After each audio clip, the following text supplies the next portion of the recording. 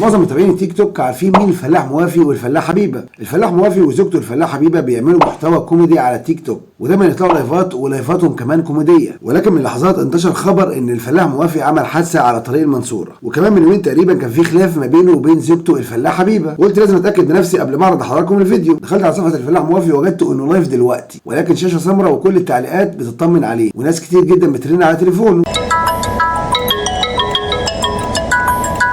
ولكن الغريب جدا الفلاح حبيبه زوجته فاتحه لايف في نفس التوقيت وبتكلم الناس عادي او قلقانه شويه.